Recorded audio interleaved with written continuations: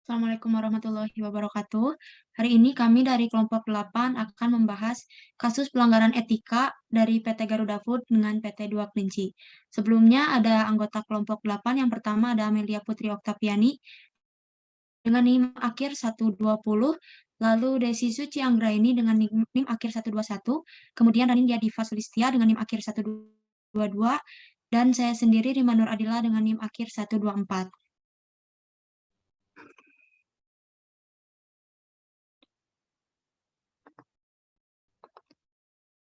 Next.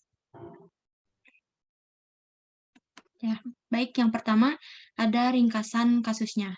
PT Garuda Food Putri Jaya dan PT Dua Kelinci adalah dua perusahaan makanan yang memperebutkan nama Katom sebagai merek produk kacang atom yang diproduksi kedua perusahaan itu. Garuda Food yang merasa didahului Dua Kelinci untuk mendaftarkan nama itu ke Direktorat Jenderal Hak atas Kekayaan Intelektual Ditjen Haki menggugat Dua Kelinci di Pengadilan Niaga Semarang. Garuda Food berang terhadap Dua Kelinci karena perusahaan yang memproduksi berbagai macam produk makanan itu merasa sejak tahun 1995 sudah memproduksi kacang atom yang kemudian disingkat Katom. Menurut kuasa hukum Garuda Food, Robert Edward, pada tahun 2002, Biro Iklan Garuda Food mempunyai ide untuk melakukan penyingkatan nama kacang atom menjadi Katom agar nama kacang atom itu mudah diingat masyarakat. Bahkan pada tahun 2003, nama Katom itu pun diiklankan oleh Garuda Food serta dipromosikan agar citranya semakin melekat di masyarakat. Karena itu, sebagian besar pendaftaran merek Katom oleh Garuda Food telah disetujui dan keluar sertifikatnya pada 10 Oktober 2005. Sertifikat pendaftaran merek Katom yang dilakukan Hadi itu dikeluarkan Dirjen Haki pada 19 September 2005. Yang berikutnya akan dilanjutkan oleh rekan saya. Baik, lanjutan dari kasus yang sebelumnya itu menurut Robert, sebagai pemilik sekaligus pemakai pertama dari merek Atom itu, maka keluarnya sertifikat pendaftaran merek atas nama Hadi Sutiono jelas sangat merugikan bisnis kliennya. Dalam gugatannya disebutkan bahwa Hadi telah mendaftarkan merek Atom dengan itikat tidak baik. Yang dimaksud itikat tidak baik di sini, menurut Robert adalah karena Hadi mengambil keuntungan atas reputasi dari merek Atom milik kliennya. Atas dasar itu, selain meminta agar Pengadilan Niaga Semarang membatalkan nama Katom yang didaftarkan oleh Hadi Sutiono, Robert juga menuntut merek Atom ditetapkan sebagai milik Garuda Food.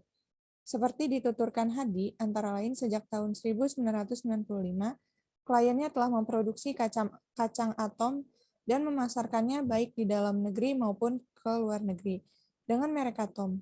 Kemudian merek Atom yang didaftarkan Hadi, menurut Robert, juga mempunyai persamaan pada keseluruhannya dengan merek Atom milik Garuda Food untuk barang sejenis, sesuai pasal 6 ayat 1 Undang-Undang Nomor 15 Tahun 2001 tentang merek. Hadi bersikukuh sebagai pemilik pertama merek dagang Katom sesuai keputusan Dirjen Haki pada 15 September tahun 2005. Kurniawan, kuasa hukum PT Dua Kelinci, mengatakan kliennya sudah memakai merek Katom sejak mendapat pengesahan dari Abdul Bari Azib selaku Dirjen Haki dan sampai sekarang masih memproduksi dengan nama merek itu. Kurniawan mengakui memang sejak dulu banyak perusahaan yang menjual jenis kacang atom dalam kemasan dengan berbagai merek. Alasannya karena secara material merek atom berbeda dengan kacang atom yang telah disosialisasikan oleh penggugat. Selain itu, menurutnya kliennya sudah menjual kacang atom dengan merek atom sesuai prosedur hukum, yakni memproduksi setelah mendapat pengesahan dari Haki. Jadi, upaya yang ditempuh oleh Garuda Food di Pengadilan Niaga Semarang menurut Abdul Bari Aziz sudah tepat. Kesimpulan dari kasus ini, jika dilihat dari kasus pemilik awal dari merek Atom, yaitu PT Garuda Food, melakukan sedikit kesalahan dengan terlambat mendaftarkan merek dagangnya itu, sehingga PT Dua Kelinci mendaftarkan merek dagang Katom itu terlebih dahulu. Tapi tetap saja, pihak PT Dua Kelinci bisa dianggap bersalah karena telah memakai merek dagang dari PT Garuda Food. PT Dua Kelinci memang secara langsung telah melanggar hak merek dagang Katom, kepunyaan PT Garuda Food. Dan walaupun pendaftaran merek yang diajukan PT Dua Kelinci dilakukan lebih dahulu, namun kemungkinan pendaftaran itu bisa dihapuskan karena PT Garuda Food yang pertama kali memakai merek dagang tersebut. Selanjutnya akan dilanjutkan oleh rekan saya. Baik, selanjutnya ada konsep teori. Yang pertama ada teori hak, yaitu manusia harus dihormati sebagai suatu tujuan sendiri dan tidak pernah boleh diperlakukan semata-mata sebagai sarana demi tercapainya suatu tujuan lain. Yang kedua, teori egoisme etis, yaitu bahwa tindakan dari setiap orang pada dasarnya bertujuan mengejar kepentingan pribadi dan memajukan dirinya sendiri. Satu-satunya tujuan tindakan moral setiap orang adalah mengejar kepentingan pribadi dan memajukan dirinya. Yang ketiga, teori keutamaan. Keutamaan yang harus menandai pebisnis, yaitu kejujuran, fairness, kepercayaan, dan keuletan. Yang keempat, prinsip no harm, yaitu tidak merugikan orang lain, khususnya tidak merugikan hak dan kepentingan orang lain. Nah, selanjutnya ada norma etika bisnis. Yang pertama ada norma hukum. Di sini, PT Dua Kelinci menyalahi hukum yang berlaku dalam proses operasional perusahaannya, yaitu melakukan pelanggaran pada pasal 6 ayat 1 Undang-Undang Nomor 15 Tahun 2001 tentang merek. Yang kedua, ada norma sopan santun. Norma sopan santun adalah norma yang mengatur pola perilaku dan sikap lahiriah dalam sehari-hari. Pada kasus PT Garuda Food dan PT Dua Kelinci ini, pihak dua bertindak tidak sopan karena mereka mendaftarkan merek Katom terlebih dahulu, padahal mereka tahu bahwa pihak Garuda Food telah mengiklankan terlebih dahulu. Yang ketiga, norma moral.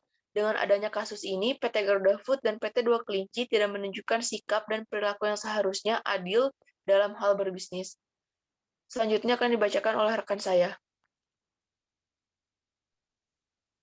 Baik, selanjutnya ada analisis teori etika. Yang pertama, teori hak.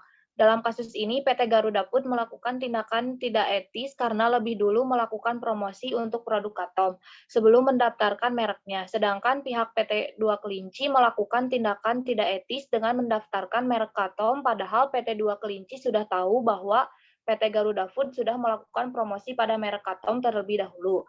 Yang kedua, teori egoisme etis. Dalam kasus ini, pihak PT Garuda Food merasa tidak adil dalam mendaftarkan merek tersebut karena pihak mereka telah melakukan promosi terlebih dahulu.